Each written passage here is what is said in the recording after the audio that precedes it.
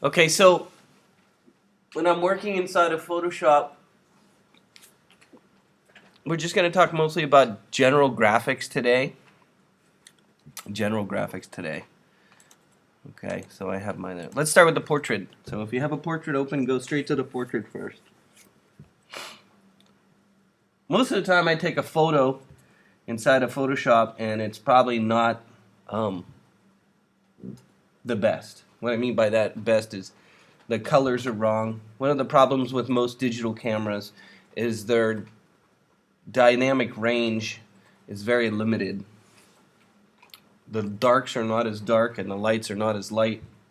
At least in this case, this is not the best photo, but still, you know, Bill Gates is a little dark here. He's got a lot of shadow.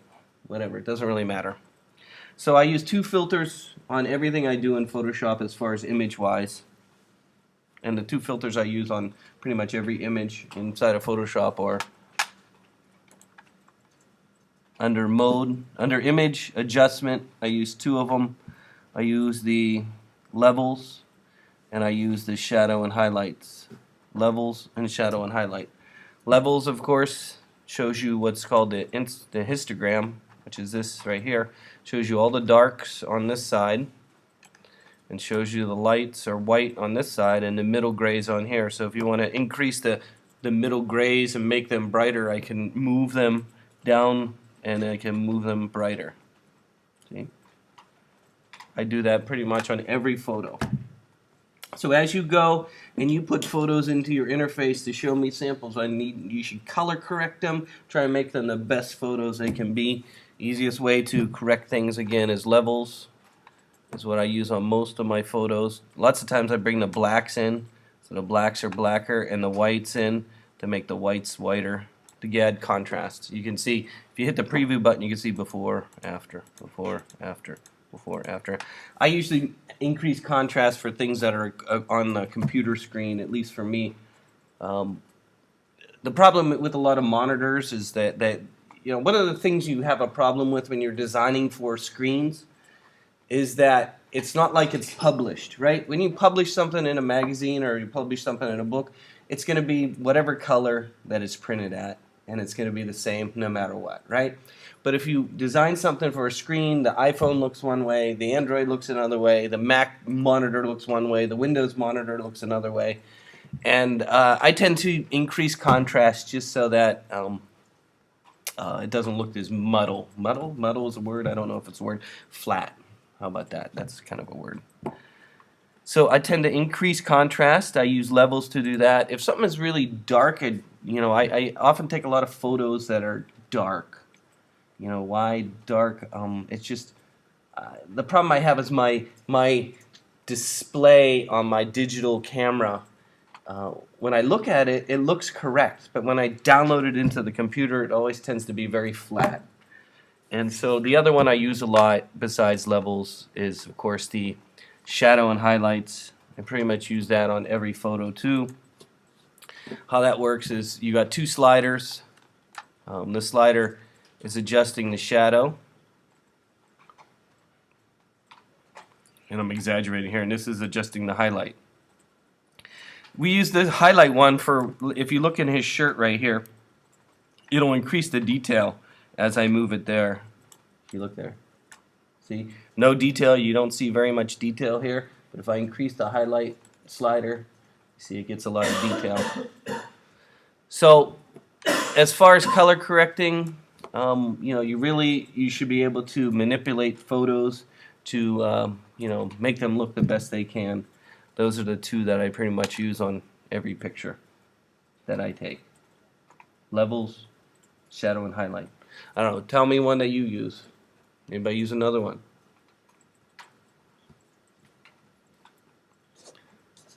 Nobody uses any adjustments. Brightness, contrast? Yeah. See, adding more contrast is important. At least for me, my digital camera takes things flat. Not very dynamic range, but I got a cheap one, you know. I paid $600 for a digital camera. That's pretty cheap, you know. If you want a real professional camera, it's above $2,000 easily, especially with a lens. I don't know. Anybody else? Brightness, contrast.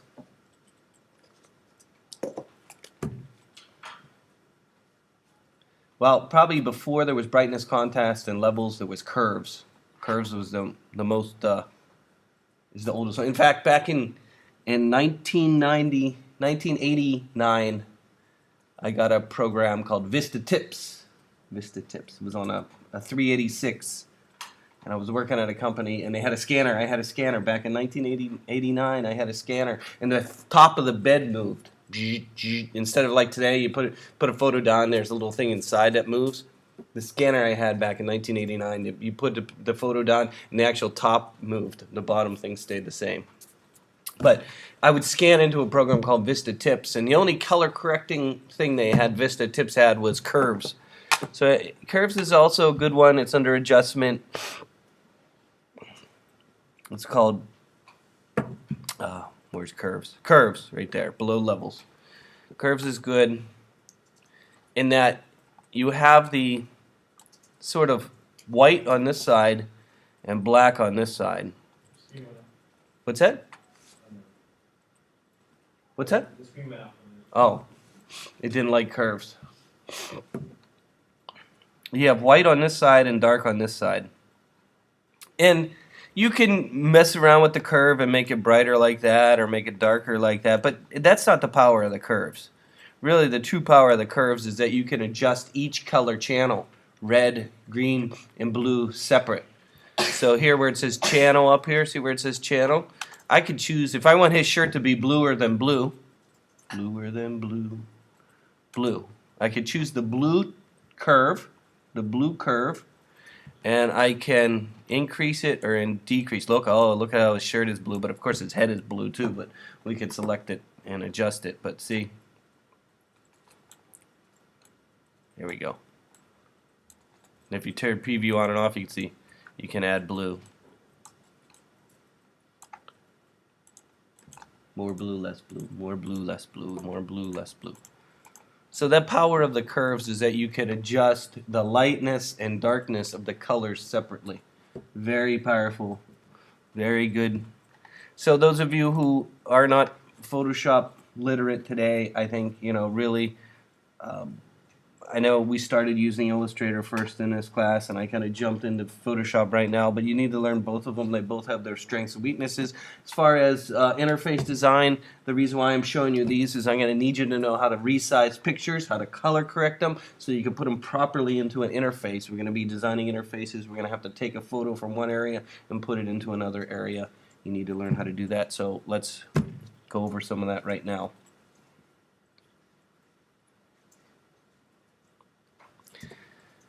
Let's go over to the landscape for a moment. So let's get out of the portrait for now. I'll go landscape.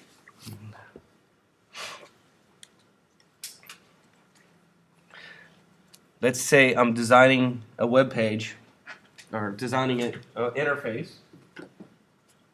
And of course my interface is going to be my comp or my example of what I want to make. Let's say it's 1024 by 768 landscape mode. And of course I have my logo up here. Worm logo there. I have my little buttons. We're going to have to learn how to make buttons in this class, little graphic buttons. We'll learn how to do that. And then, but I want to put my photo here. It's going to be part of my interface. And of course, I'm calculating how big that might be, and I'm going to show you some techniques on how to do that soon. But right now, the most important thing is I'm going to have an area for my photo, and let's say I want it to be 600 pixels across by 400 pixels high. This is my area for my photo. Here's the photo. My photographer gave me this photo. I downloaded it. How do I make it this size to fit in here? Okay? Simple Photoshop things that I need to do every day. How do I do that? I do it every day. Well, the problem that you're going to run into with a lot of photos is, of course, that their ratio is not the same, right? I said, oh, I want it to be what did I say? Did I say 800 or 600? I can't see that far away. 600 by 400, is that what I wrote? Yeah. Yeah, okay. So most likely this is probably not in the proper ratio. Okay, so the first thing you might say to yourself, well, I need to change the dimensions, or what is the dimensions? You're like, I don't even know what dimensions are.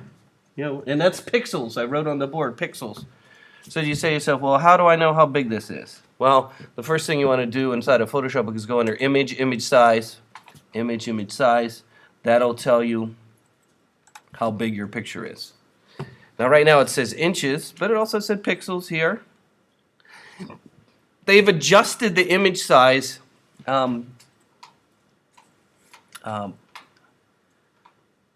window in Photoshop. They've made it a lot different. One of the things they've added to this is pre-made sizes, right? Up here. I tend not to use that though. Okay. I tend not to use that. One of the things you can do though is you can change by percent now.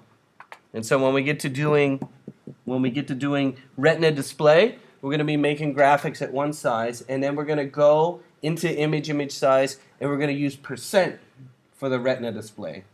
I'm not going to do it today. I'm pointing out right now though, this is where we're going to be making our graphics for the retina display. You use percent and not necessarily pixels when you're doing it, because when you're designing for the retina display, it's a ratio. Hey, you know, the pixels are double or triple. Hey, percent is what you want to use to scale it. Well, let's not do that today. What's more important right now is I'm working with pixels. I want to make it a specific size. I can come down here to where it says inches and I can choose pixels. So not inches there, pixels. Okay, right now, so I see my image right now is 1,500 pixels by 380 pixels. So right now I wanted the width to be what, 600, right? Well, let's type in 600 and see what it comes up. Oh, did the bottom one change? Let's try that again.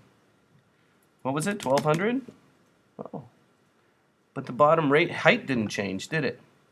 If you click on the link right here, when you adjust one, it'll adjust the other one. Why would I want to adjust both of them at the same time? Well, you don't want it to be all squished, right? If I change this one to 800 without changing the bottom one, let me unlink. This is a link option right here. If I change this one to 800 and I leave this one at 800, what do you think is going to happen to my photo? Let's hit OK and see what happens. The Golden Gate Bridge got a lot skinnier. Okay, so that's not what I want to do.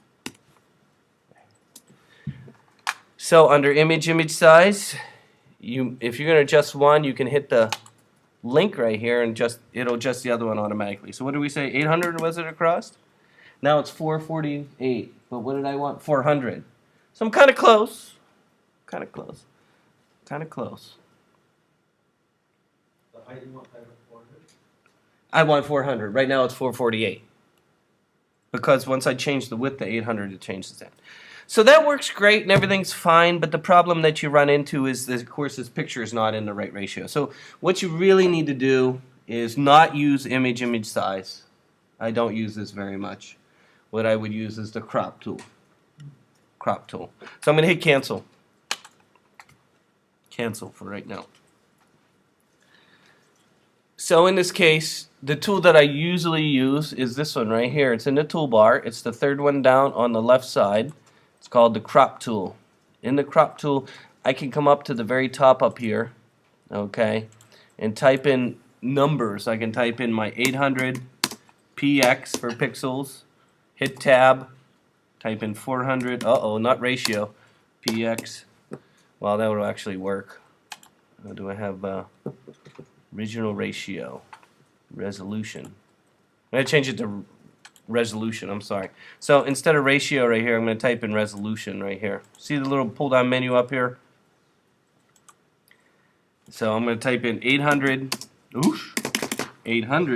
px, and then I'm going to put in 600, or no, what was it, my picture? 600 by 400? I'm sorry. Yeah, sick as can be. 600 px, 400 px, and then of course in the old days we would always do what? Put in 72 dpi in the dots per inch. So again, I went to this one again, width and height, resolution. I put in 600 pixels by 400 pixels at 72. Now that was the standard. One of the things you'll notice though, part of my photo gets cropped. So you might know if you put your cursor inside the window here, you can make the screen smaller, bigger, smaller. You can move it around to what you want. You might want to, you don't want the whole exact thing. You move the window around. See how I'm moving the window around? The advantage of using this, though, is that as soon as you're done making the box the way you want it, if you hit the move tool with this one right here, it's called the move tool, it'll ask you to crop your picture. So again, make your size. Again, you can scale it bigger or smaller. I'm using the crop tool here. I typed in width, height, and resolution. I made the box the size I want it to be. When I'm all done, I hit the move tool, which is this one, the first one on the right side. To say, do you want to crop this image? I'm going to say crop. Boom. And it is now exactly 800 by, or no, what did I say? 600 by 400 pixels at 72 dpi. I find that to be much easier than trying to squish and rearrange an image size using the crop. Then you can actually put it, frame it the way you want it to. Using a crop, you can move it around and get the image balanced the way you want it to be.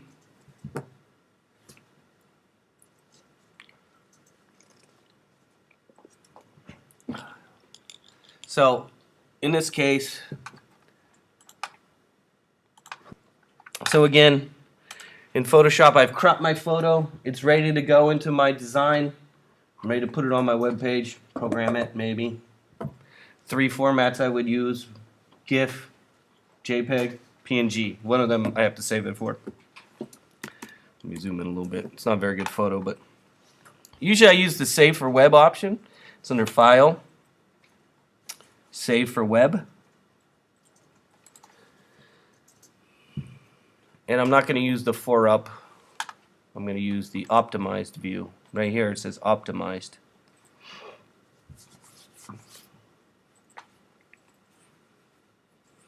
Okay, so in this case, when you go to optimized up here, you can see what it's going to look like when it's compressed.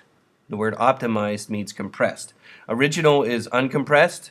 Watch the difference. Optimized. See, even the colors are shifting. Look at that.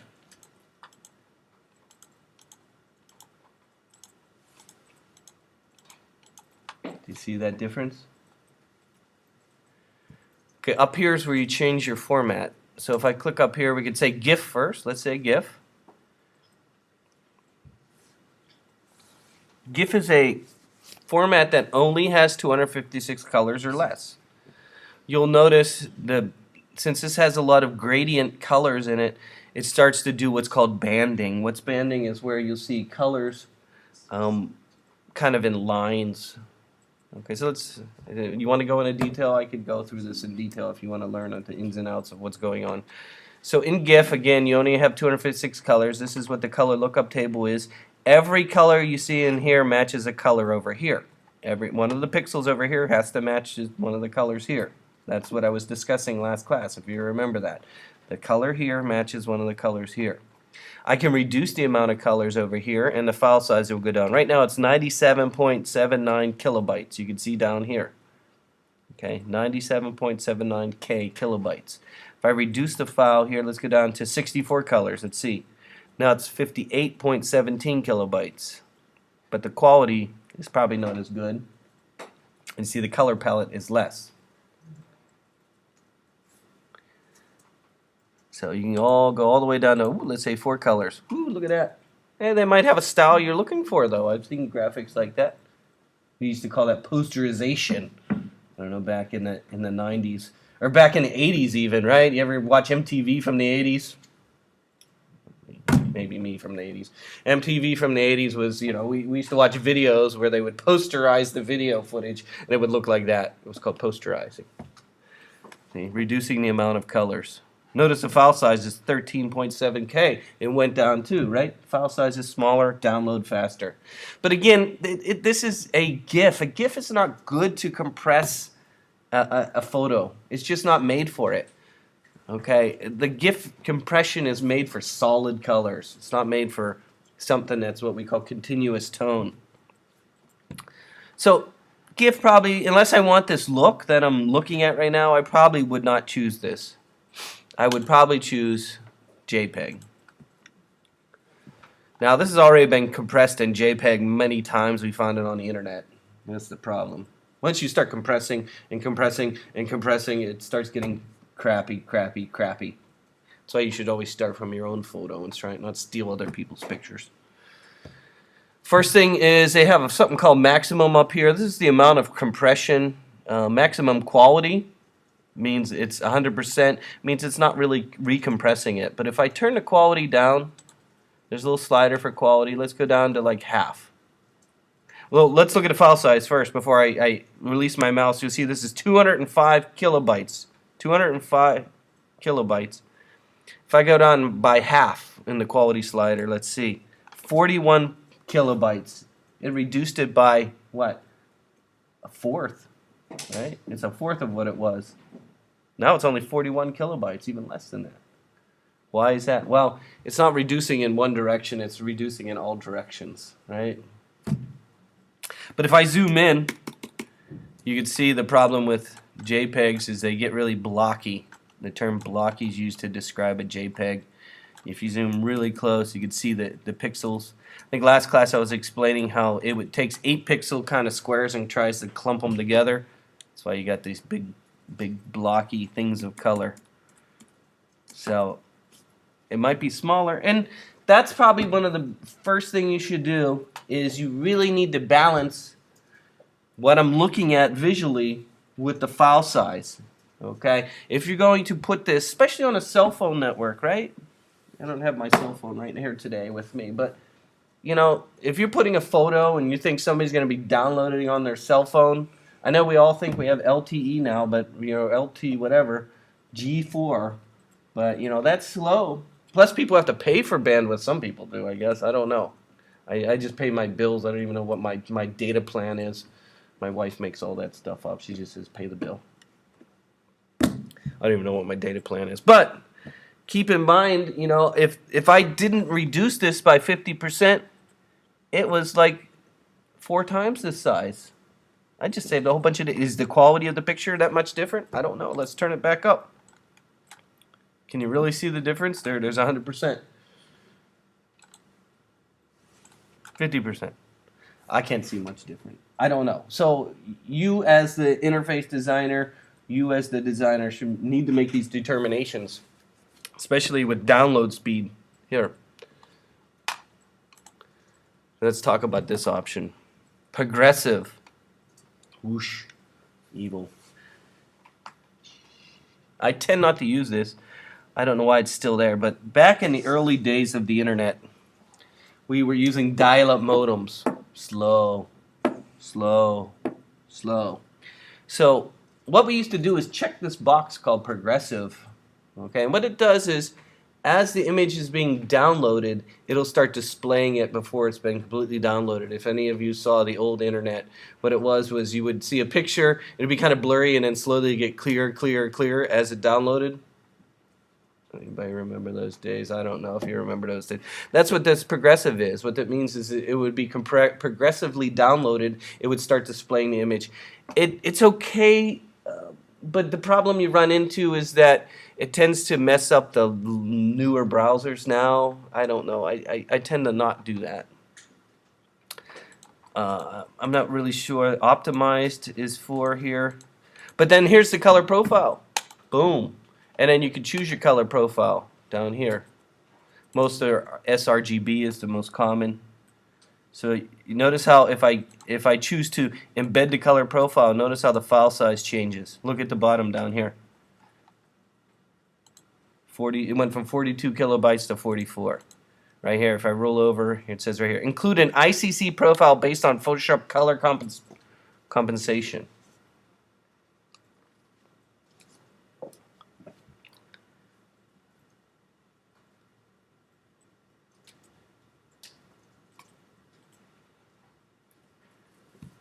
So, question. Yeah. I thought you said the JPEG couldn't attach the profile. What's that? I thought you said In the early days, when the PNG originally came out, its selling point when PNG originally came out in the 90s was, hey, we could attach a color profile. within the last couple years, they started doing JPEGs with color profiles. But in the early days, they didn't have color profile. Yep. So do you typically always embed the color profile, or not always? I don't know. I haven't really done it. I don't really think about it. It's there. I'm not sure the advantage of it right now. I need to learn more about it. But it's there, is what I'm trying to say. I'm not really sure. I think it might have to do better with where you make your own profile. Like, let's say I'm a company, and I use specific colors at my company. I can actually build my own color profile and then attach it to all my images so that they're all the same across the board. So you can make your own color profile. You can build these profiles. Every printer has its own color profile, and monitors all have their own color profile, and so on and so on. So I'm not sure the advantage. Probably the advantage, like I said, would be you could have a company-wide color profile that you could probably attach to all the images you use. Maybe that's advantage. I don't know. So that was JPEG. Again, it's the most popular way of doing things. And then, of course, you have metadata. We didn't really talk about that. Then you have PNG 8, which is kind of like the GIF. It uses a color profile. And you have PNG 24, which is kind of like the JPEG. It uses millions of colors. But you'll notice the default setting for PNG 24 was what, 300 kilobytes? The JPEG was what, 200 something, 240 or something like that? Do you remember that? So the PNG is bigger. The advantage, though, is it has a transparency, and we really can't see the transparency here because it's not really. We're going to do that in a minute. We'll do the transparency in a minute.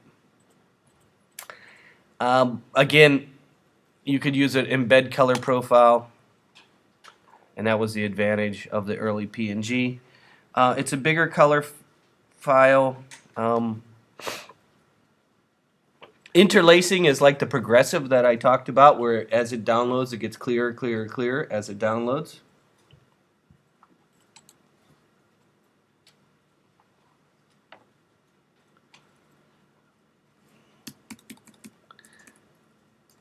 PNG doesn't do it doesn't make it as blocky as JPEG does. It's still compressed though. PNG is a compressed file.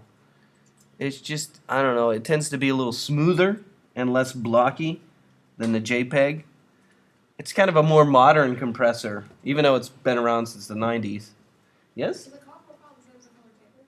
What's that? Is the color profile the same as a color table? Not really. It's similar kind of concept in that there's it's more of a range. You could think of the color profile as being a range that makes your photo fall within a range.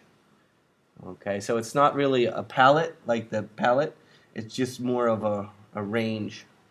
So somewhat concept, just larger than just the 256. I don't know how to explain it more than that. Let me think about it. I'll find some more info on color palettes for you.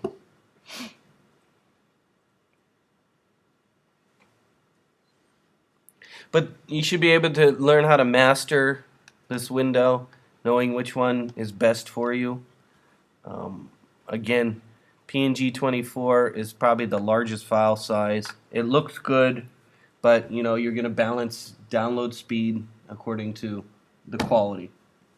We would all love to have our photos beautiful on our website, but you know if the person has to wait to download the website, they're going to leave, right? You know, hey, like the other day, I was teaching how to buy a computer. I said, okay, let's go to the Dell website. And I go to Dell.com. And I sat there, and I sat there, and I sat there, and I sat there. I'm like, you know, who's going to want to go to Dell.com if I can't even get there? Is it taking this long to download? I don't know. It doesn't even working. Maybe they make it so it doesn't even work on a Mac. Hey, you're on a Mac, you don't need to buy a Dell. I don't know. But, you know, if it's taking this long to download, I'm just going to leave. So you need to master the difference between file size and download speed. and things like that. Okay, we can hit cancel here if you want. You can save them if you want, or I'm going to cancel that. Let's go to the ice cream cone. Ice cream cone. Ice cream.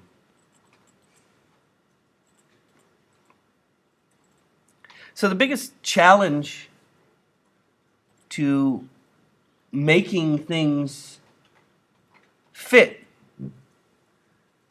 is, of course, how do I want this ice cream cone to be displayed? Do I want it in a box? Do I want it all by itself? Do I want...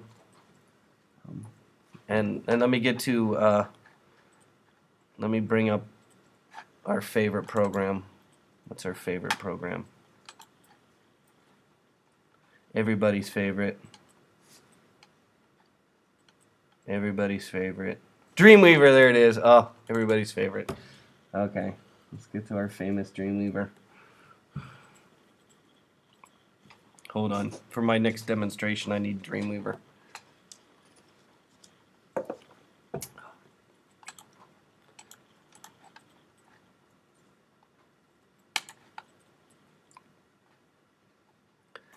Oh.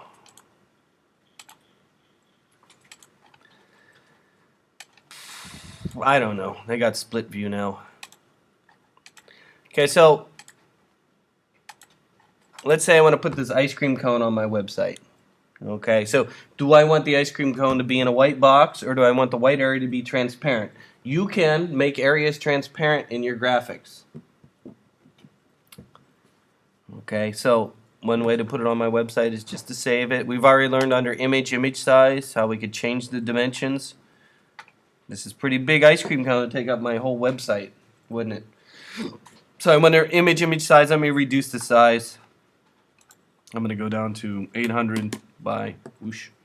Let's even go down smaller. 300. There we go. Okay. I want to make it smaller. And you say, how big do I know it's going to be? Because inside of Photoshop, you have a zoom factor. And whenever you're looking at an image, you'll notice it says 50% right here. If I notice on mine, it's the zoom factor of when I'm looking at it. That is not telling me what size it will be on my website. If I want to see the ice cream cone, the size it will be on my website, I need to see the zoom factor at 100%. Right now it's at 50. See, it says 50 right there. If I want to see what size it would be on my 100%, to zoom in Photoshop is just the same as it is inside of Illustrator. It's Command plus. So go. Zoom in. Oh, here's 100% over here. I'm sorry, I was looking at the wrong one. 100% right there. 300%, 200%, 100%. That's the size it will be. But look at it. If it's 66.7, hey, that's not the right size. That's not what size it's going to be on a website. Let me move these around a little bit so we can see this. There we go. See how it says 66.7? That's not what size it's going to be on a website. If you hit Command plus and see it at 100%, that's what size it's going to be on my website. Command minus zooms out. Command plus zooms in. I think Jean had wrote those on the board the other day, right? She had those command keys written on the board when I came in the other day. So you should have been practicing those. Again, when you're looking at your image at 100%, that's what size it'll be on your website. So then how do we save it? Like we got the 100%. How do I know what image size it is? Under image size. Image size will tell you what size. Right now my width is 300, my height is 438. It's 72.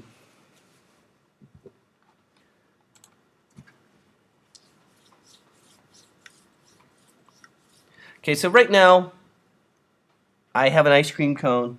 It looks delicious. But I want to have the white area be transparent on my website so I could see a background color come through and change it or whatever I want. Okay, so can we use what we call transparencies? Do you remember last class I had some alpha channel, 24-bit plus 8 bits of alpha was a 32-bit image, remember that? Okay, so we want to make the white part transparent.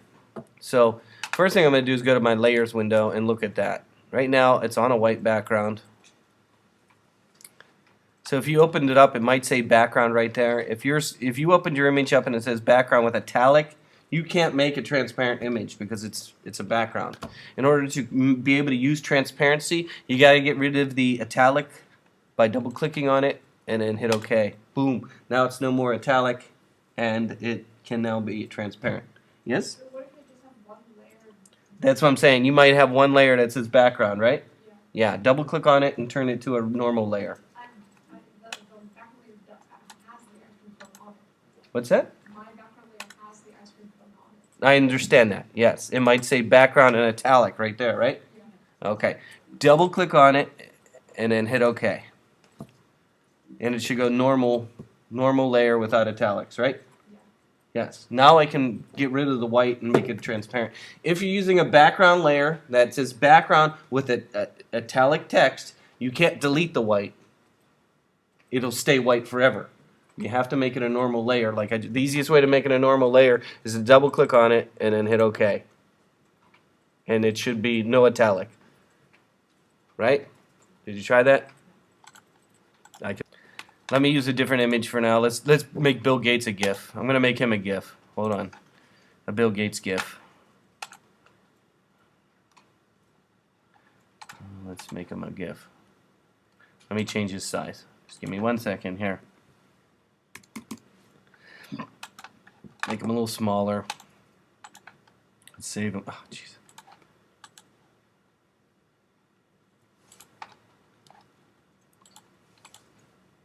There he is. He looks cute.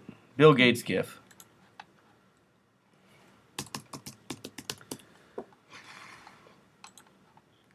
So if I open up, let's assume this GIF is on the internet and I go and I download it, right? That's what he downloaded ice cream cone like that. He downloaded a GIF. So I open it up in Photoshop. I'm marking along. Here's my Bill Gates. I open it up. Here it is. Instead of saying background in the layer window, most of yours said background here, right? Mostly when you open the JPEG, it should say background. This one says index. Index would be the first indication that it's a GIF because it's in what's called index color mode. And if you do the trick I was just telling you, where you try and double click on it to turn it into a plain layer, it won't work. The reason why is this is not in the RGB color mode. This is in index color mode, which is a GIF. GIF is index color mode. So in order to be able to do those things like make it a normal layer and use transparency and things like that inside of Photoshop, you need to go under image mode.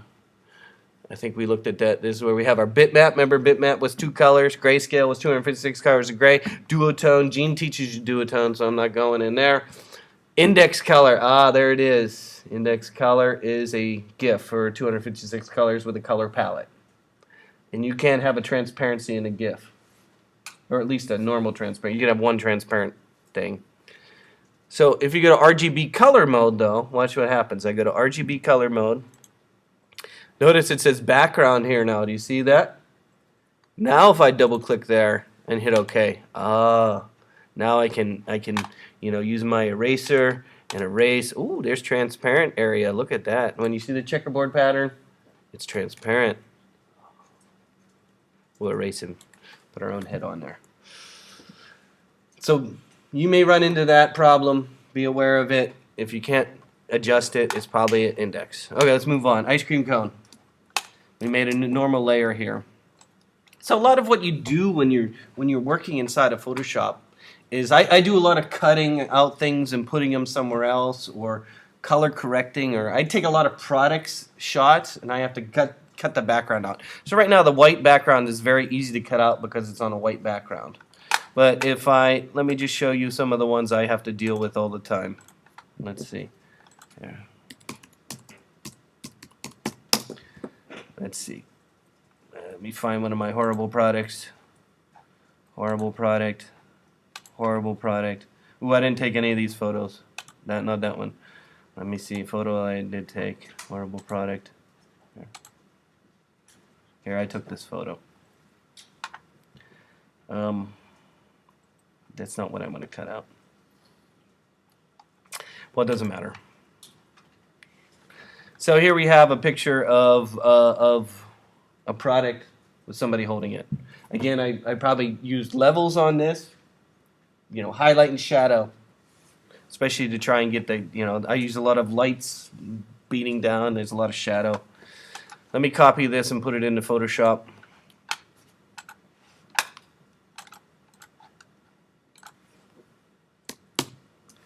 So a lot of what I have to do in Photoshop is I want to cut the product out.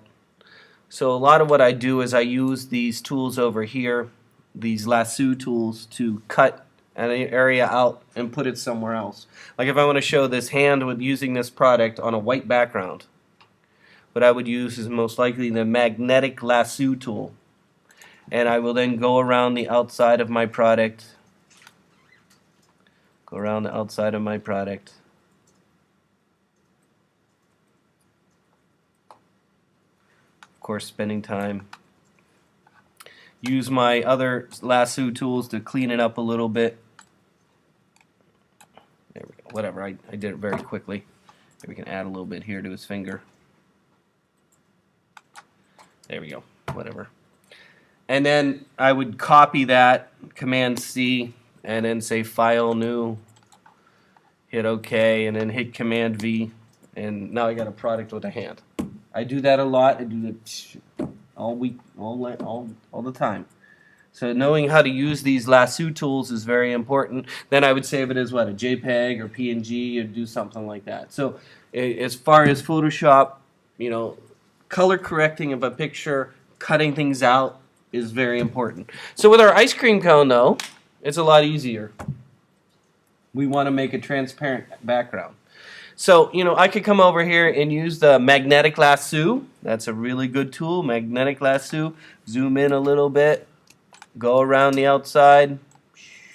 Notice how it attaches itself to where the colors change. The magnetic lasso. You go around the outside of your product. Go all the way around. Always go back to the very beginning. Boom, it selects it. So in order to make something transparent, you need to have something selected. Right now I have the ice cream cone selected. If I hit delete on the keyboard, boom, it's gone. But hey, that's transparent. Let me undo that. That's too hard though. Magnetic lasso works great for things like I just showed you, product with a different kind of background and stuff. But since we have a plain white background, I'm going to hit Command D to get rid of my selection. So if you want to get rid of the selection, hit Command D. I'm going to start over. This tool is too hard. Too hard. The tool that I would use to do that, of course, would be the Magic Wand tool. Magic Wand is located underneath this one, whatever. Quick Selection, Magic Wand. Quick Selection is kind of the same as the Magic Wand.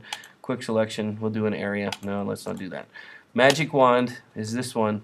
How the Magic Wand works is it works by using something called tolerance.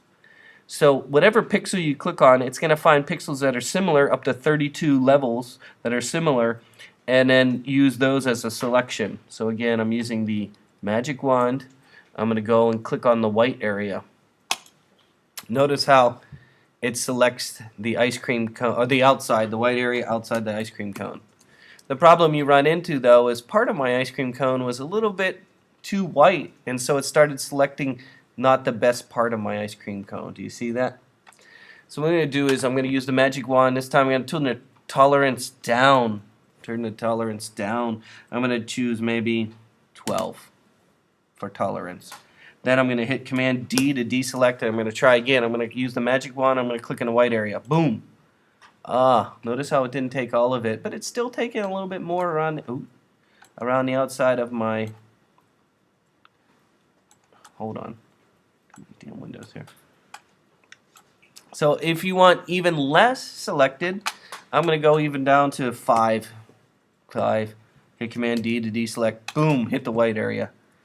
That's pretty good, I guess.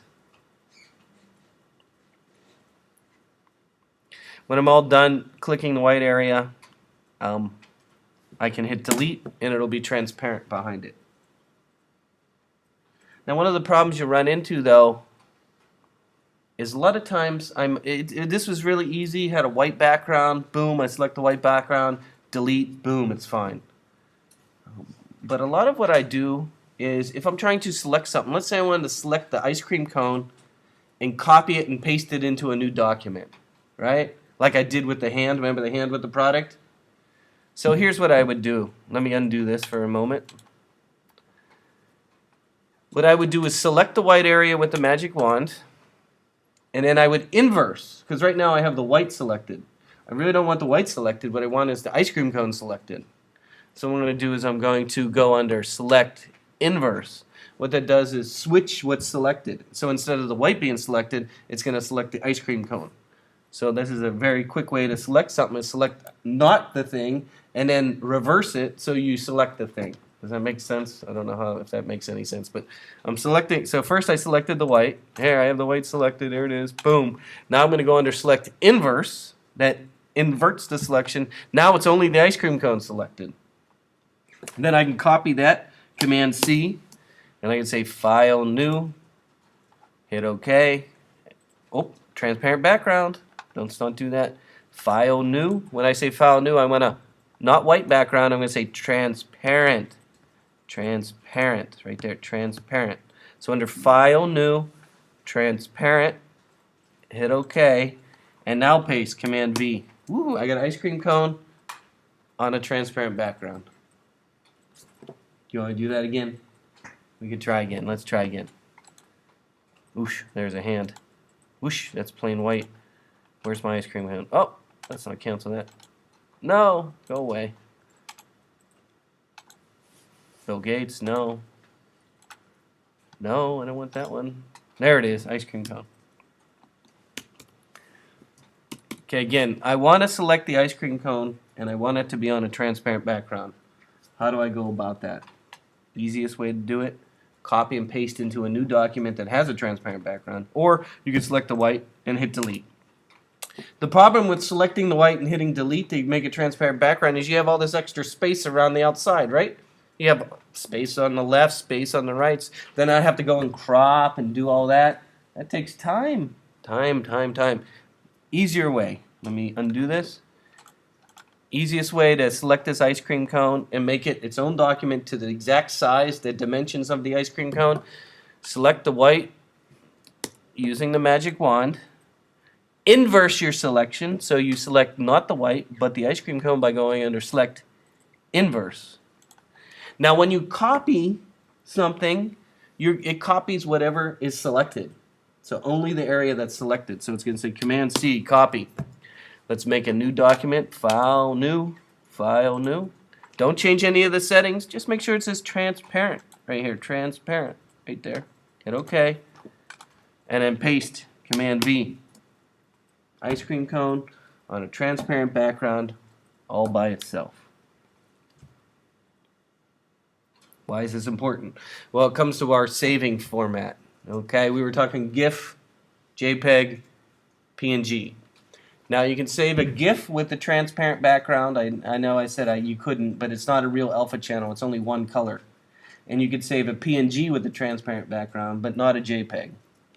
So let's save again. We're going to save this ice cream cone under File, Save for Web, File, Save for Web. Whoosh. A GIF, it needs more color. Let's change it more color. Boom. How about 64? That looks pretty good.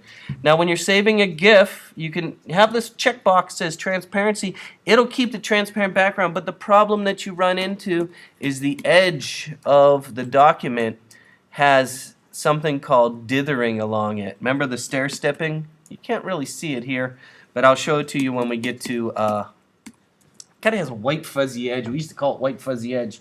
And the reason why we call it white fuzzy edge is because it was a white fuzzy edge. Because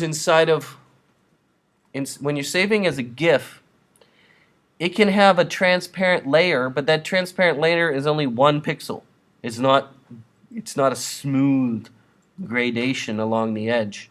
So it gives you these white fuzzy edges because it doesn't know what to do with the in-between colors. Do you remember last class when we were looking at anti-aliasing and we saw all the individual kind of shades of gray between the white and the black, and there were shades of gray in between, right? Do you remember that?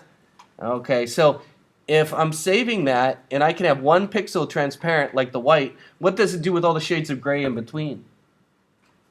It can't make them transparent. So you get white, fuzzy, yucky edges. Let me save this and I'll show you what I mean. Let me hit save for this right now. And I'm going to call this GIF, ugly, Edge. How about edge? Oof. GIF with the ugly edge. How about that? So what would have been a better format to save this ice cream cone would be to save it with a PNG, but of course the PNG is going to be bigger. That's the other problem. But if you go under File, Save for Web, and you go to where it says GIF, we're going to choose PNG 24 right here. See where it says PNG 24? Notice if I zoom in, I don't have the white fuzzy edges. You really can't see it here, but it doesn't have that. The reason why is the GIF 24 can have those transparencies, those subtle opacities along the edge of a document. And so if I save this one, let me save this one. This is my PNG edge. And let me show you what they would be in Dreamweaver. So we'll go over to Dreamweaver. I know you don't have to use Dreamweaver, just watch it so you can see.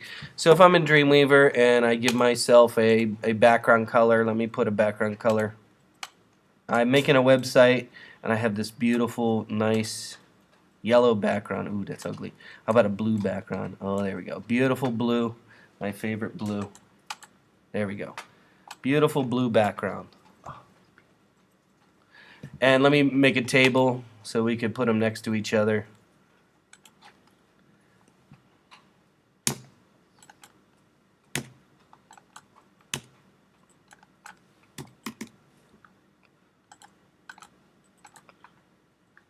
No.